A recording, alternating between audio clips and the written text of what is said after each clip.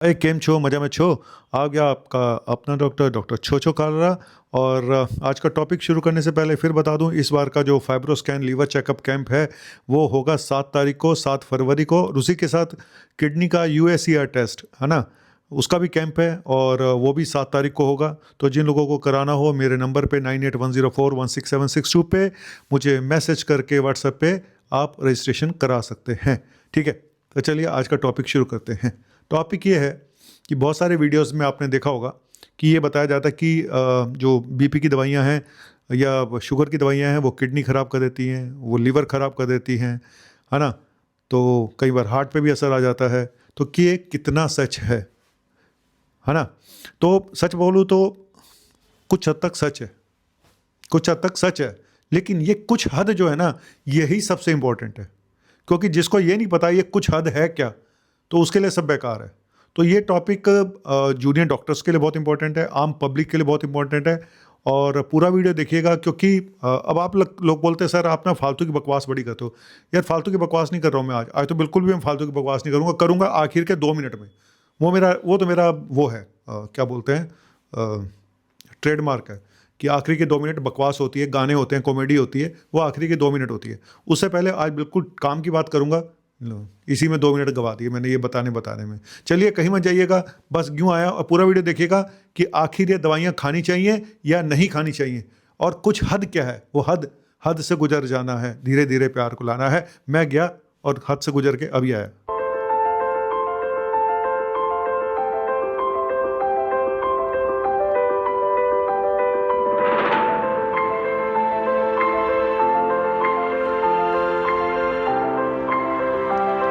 तो दोस्तों ये जो बात है कि जो एलोपैथी की दवाइयाँ होती हैं, बीपी की दवाइयाँ होती हैं, जो शुगर की दवाइयाँ हैं, बीपी की दवाइयाँ हैं, ये आपकी लीवर, किडनी और हार्ट को डैमेज कर सकती हैं। सच है, बिल्कुल सच है। कब, कैसे, यही सच बताना ज़रूरी है। देखो ऐसा है कि जब तक आपकी लीवर ठीक है, जब तक आपका किडनी ठीक है, तब तक सारी दवाइयाँ सेफ़ हैं, तब तक सारी दवाइयाँ सेफ़ हैं। पूरी बात सुन लेना, तब तक सारी दवाइयाँ सेफ़ है। लेकिन आप मैं एक एक करके बताऊंगा, पहले बीपी की दवाइयों की बात करूंगा, फिर शुगर की दवाइयों के बारे में बात करूंगा। लेकिन हार्ट की कुछ ऐसी प्रॉब्लम्स होती हैं जहां पे कुछ दवाइयां नहीं दी जा सकती। ठीक है, शुगर बीपी की, इवन शुगर की भी, हार्ट की कुछ प्रॉब्लम में कुछ दवाइयां नहीं दी जा सकती। तो मैंने क्या बोला, जब तक आपकी सारे ऑर्गन ठीक ठाक हैं, चाहे वो हार्ट है, चाहे आपका लीवर है, चाहे आपका किडनी है, तब तक सब ठीक है। तब तक कोई भी दवाई ऐसी नहीं है जो अनसेफ हो। ठीक है, तो फिर ये क्यों कहा जाता है कि लीवर किडनी खराब हो जाती है? भाई दवाई ना खाने से आपका लीवर किडनी खराब होता है। पहली चीज तो ये क्यों, जब आपका बीपी बढ़ा रहेगा धीरे धीरे आपकी किडनी को डैमेज करेगा, किडनी को डैमेज करेगा, आपकी आंखों पे असर आएगा, है ना, और आपके हार्ट पे असर आएगा। ऐसे शुगर का हाल है, शुगर बढ़ी रहेगी तो धीरे धीरे आपकी किडनी को भी डैमेज करेगी, आपके हार्ट को भी डैमेज करेगी, आपके लीवर को भी डैमेज करेगी। तो मैं फाइब्रोस्कैन कैंप में बताता ही हूँ, कितने सारे लोगों को सिरोसिस हो जाता है, शुगर के पेशेंट को, जिनको पता ही नहीं होता कि मेरा लीवर भी खराब हो चुका है। तो फिर ये क्यों कहा जाता है, तो यही बताने जा रहा हूँ कि क्यों कहा जाता है, और मैं क्यों बता रहा हूं कि कुछ दवाइयां आप भूल के भी ना लें अगर आपको ये प्रॉब्लम है। पहले आते हैं बीपी की दवाइयों में। मैंने जैसे कि बोला कि जब तक ऑर्गन ठीक है सब ठीक, लेकिन कुछ बीपी की दवाइयां ऐसी हैं, अगर आपकी किडनी डैमेज होनी शुरू हो गई है, आपका जो जीएफआर है वो 60 से कम हो गया है, तो कुछ दवाइयां आपको नहीं दी जा सकती हैं। ठीक है, वही दवाइयां आपकी किडनी बचा रही थी, शुरू में यही दवाइयां आपकी किडनी को सेव कर रही थी। लेकिन एक बार अगर किडनी इतना जीएफआर 60, क्रेटिन 2-2.5 से ऊपर चला गया है, जीएफआर 60 से नीचे आ गया है, तो फिर ये दवाइयां बंद करनी पड़ती हैं, नहीं तो ये दवाइयां और डैमेज कर सकती हैं। और ये वही दवाइयां हैं जिन्होंने इसको बचाया था, किडनी को। लेकिन एक लिमिट तक है। जब किडनी पे असर आता है ना, तो हमारी डोजेस चेंज हो जाती हैं दवाइयों की। बस यहीं पे पंगा है सारा। अगर कोई देखो अनपढ़ डॉक्टर है, ठीक है, उसको नहीं पता है, तो वो दवाइयाँ उसी डोज में देता रहेगा, और वो जो दवाइयाँ नहीं देनी चाहिए, अब जब किडनी पे मुसीबत आ रखी है वो देता रहेगा, तो किडनी क्रेटिनिन और ज़्यादा बढ़ जाएगा। फिर आप कहोगे देखो जी दवाई से किडनी और डैमेज हो गई। वो भाई वो दवाई देनी नहीं थी, आपने दी, आपने गलती करी। तो ये पता लगाना बहुत ज़रूरी कि कौन सी दवाई देनी है, कौन सी नहीं देनी है। और बहुत सारी दवाइयाँ ऐसी होती हैं जो किडनी प्रॉब्लम होने पे उनकी डोज आधी कर दी जाती है, कम कर दी जाती है, और कुछ दवाइयों को बिल्कुल बंद कर दिया जाता है। वो सब डिपेंड करता है किडनी की स्टेज के ऊपर डिपेंड करता है, किडनी कितनी खराब हुई है।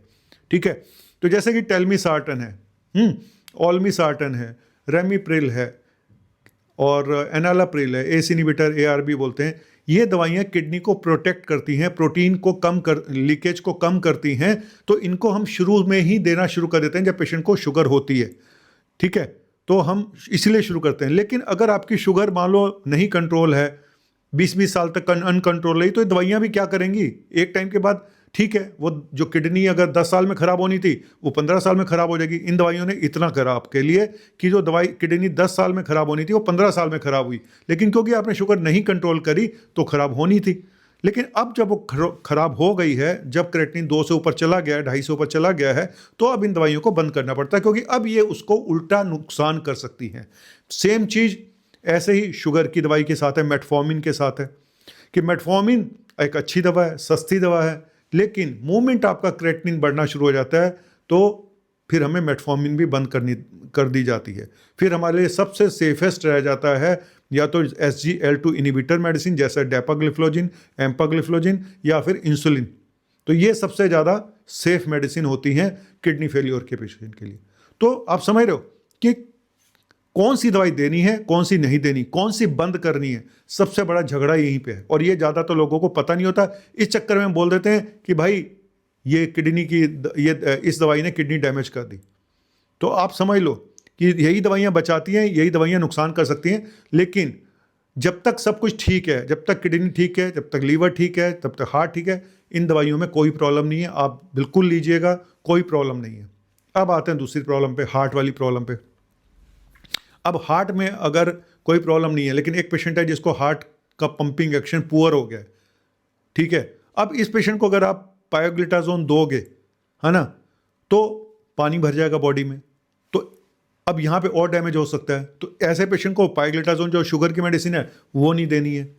जहाँ भी पानी भर रहा है बॉडी में, चाहे वो लीवर की वजह से भर रहा है, चाहे वो किडनी की वजह से भर रहा है, वहाँ पे पायोग्लिटाजोन नाम की दवा नहीं देनी है। ठीक है, तो ऐसे ही बीटा ब्लॉकर हैं जैसे मेटाप्रोलोल है, प्रोपेनोलोल है, या एटिनोलोल है। अब जिस पेशेंट का हार्ट रेट कम है तो उस पेशेंट को हम ये दवा नहीं दे सकते, क्योंकि वो हार्ट रेट और कम हो जाएगा, पेशेंट को ब्लॉक हो जाएगा, है ना, हार्ट ब्लॉक में चला जाएगा पेशेंट। तो सबसे बड़ा लफड़ा एक ही है कि आपको, और जैसे पेशाब की दवाई है, डायरेटिक है। अब किडनी पेशेंट को कुछ लोग पेशाब की दवाइयाँ शुरू कर देते हैं, जी इसको देनी ही देनी है। जिसको नहीं नॉलेज है, जिसको नहीं नॉलेज है, चाहे वो MD मेडिसिन है, या वो जनरल फिजिशियन है, चाहे वो GP है, अगर वो आपको नॉलेज नहीं है तो आप मत ट्रीट करो। लेकिन ये क्या करते हैं, ये लोग पेशाब की दवाइयाँ दे देते हैं, चाहे वो फ्रूसामाइड हो या कोई भी हो, टॉर्सामाइड हो। अब उस पेशेंट को पेशाब बिल्कुल ठीक आ रहा था, आपने ज़बरदस्ती उसको पेशाब की दवाई दी, पेशेंट को डिहाइड्रेशन हो गया, उसका क्रेटिनिन 2 से बढ़ के 4-6 हो गया। और ये झोला छाप भी यही करते हैं। बाबा जो हैं, जो बाबा टाइप के आजकल हॉस्पिटल खुले हुए हैं बड़े सारे, वो भी यही कर रहे हैं। उनको नॉलेज तो होती नहीं, तो वो शुरू कर देते हैं। तो क्रेटिनिन सीधा 2 से 4-6 हो सकता है, क्योंकि एक्यूट किडनी इंजरी हो जाती है because of dehydration, because of over dialysis, पेशाब की ज़्यादा दवाई देने से। तो मेरा कहने का मतलब ये है कि दवाइयाँ वही हैं, सिर्फ आपको इंडिकेशन पता होना चाहिए कि किस जगह पे कौन सी दवाई की कितनी डोज देनी है और कब बंद करनी है। जैसे शेयर मार्केट में होता है ना कि आप घुस तो जाते हो लेकिन एग्जिट का पता नहीं होता। सारा खेल वहीं पे है। आपने इन्वेस्ट तो कर दिया लेकिन आप एग्जिट नहीं ले पा रहे हो, आपको पता ही नहीं एग्जिट कब करना है। जब तक आप एग्जिट लेते हो तब तो मार्केट डूब जाती है, फिर आप एग्जिट लेते हो घाटे में निकलते हो मार्केट से, फिर आप जब मार्केट बहुत ऊपर चढ़ जाती है फिर आप पैसा लगाते हो, फिर आप डूब जाते हो। तो ये सेम चीज़ यहाँ पे है कि किसको कब क्या मेडिसिन देनी है, कितनी डोज में देनी है, कब बंद करनी है, सारा खेल ये है। अदरवाइज कोई भी ऐसी मेडिसिन नहीं है जो आपकी किडनी डैमेज करेगी। ठीक है, सिर्फ फ़र्क ये है कि जब किडनी में प्रॉब्लम आ जाए, लीवर में प्रॉब्लम आ जाए, तो कुछ दवाइयों आपको सोच समझ के देनी पड़ती हैं। इन्हीं दवाइयों में से कुछ की डोज कम करनी पड़ती है, कुछ को बंद करना पड़ता है ना? तो आपकी समझ में आया? कुछ नहीं आया ना? समझ में यही है कि ये जो बोलते हैं बाबा लोग कि लीवर की दवाई, शुगर की दवाई से किडनी ख़राब हो जाएगी, बीपी की दवाई से किडनी, भाई उल्टा है, नहीं खाओगे तो ख़राब होगी। लेकिन इन्होंने आपको बरगलाना है, इन्होंने आपको अपने पास बुलाना है, अपनी जड़ी बूटियाँ देनी है, उसके बाद आपका बैंड बज जाना है। और इतनी महंगी दवाइयाँ इन लोगों की जो आप सोच भी नहीं सकते। ठीक है, हमारी क्या है, हमारी तो बीपी की दवाई कितने की आती है, 5-10 रुपए की एक गोली आ जाती है मैक्सिमम, सस्ती भी आती हैं। चलिए, ये था छोटा सा टॉपिक। और चलते चलते सिर्फ इतना ही बोलूँगा कि भाई सवारी अपने सामान के खुद जिम्मेदार है। आप लोग पढ़े लिखे बन के बेवकूफ़ मत बनिएगा इन बाबाओं में। और किडनी के, स्पेशली किडनी के लिए बोलूँगा कि इन बाबाओं के हॉस्पिटलों में जाके आपकी किडनी नहीं भी बर्बाद होनी होगी तो हो जाएगी। नहीं तो क्रेटिनिन 3-4-2 के आसपास भी होता है ना, सालों निकल जाते हैं लोगों के, कुछ नहीं होता। दवाइयाँ अगर चुपचाप खाते रहो सालों निकल जाते हैं। लेकिन इनके पास जाके फिर क्रेटिनिन 4 से सीधा 14 ही होता है, फिर डायलिसिस करा। फिर अब तो सुना है इन लोगों ने खुद भी डायलिसिस लगा लिए। ये जो आयुर्वेद के नाम पे हॉस्पिटल, फर्जी हॉस्पिटल खोल के बैठे हुए हैं, इन्होंने भी डायलिसिस मशीन लगा ली है। तो फिर क्या फ़ायदा भाई, जब तुमने भी डायलिसिस करनी है तो फिर तुम्हारे पास क्यों जा रहे हैं? तुम तो आयुर्वेदिक डॉक्टर थे, फिर तुमने डायलिसिस मशीन क्यों लगाई? गोलमाल है भाई, सब गोलमाल है, अरे सीधे रास्ते की ये आखिर में यही गाना याद आता है। चलो कल अब आप सबको 26 जनवरी की बहुत बहुत शुभकामनाएं और हैप्पी, अबे क्या गणतंत्र दिवस है ना, गणतंत्र, गणतंत्र हिंदी में बोल, रिपब्लिक डे। पता नहीं लोगों को ना स्वतंत्रता दिवस का पता है ना। अबे गणतंत्र दिवस है, हमारा संविधान लिखा गया था। बस लिखा ही गया था, या मानता तो कोई नहीं एक ही मानता बंदा, वो है हमारा राहुल बाबा मानते हैं संविधान को, बाकी कोई संविधान नहीं मानता। क्या बोलूं यार।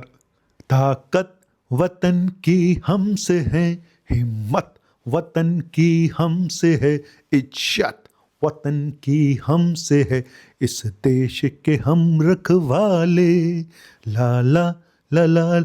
मैं शिशु मंदिर में पढ़ता था भाई, रामकृष्ण परमहंस विद्यालय सहारनपुर।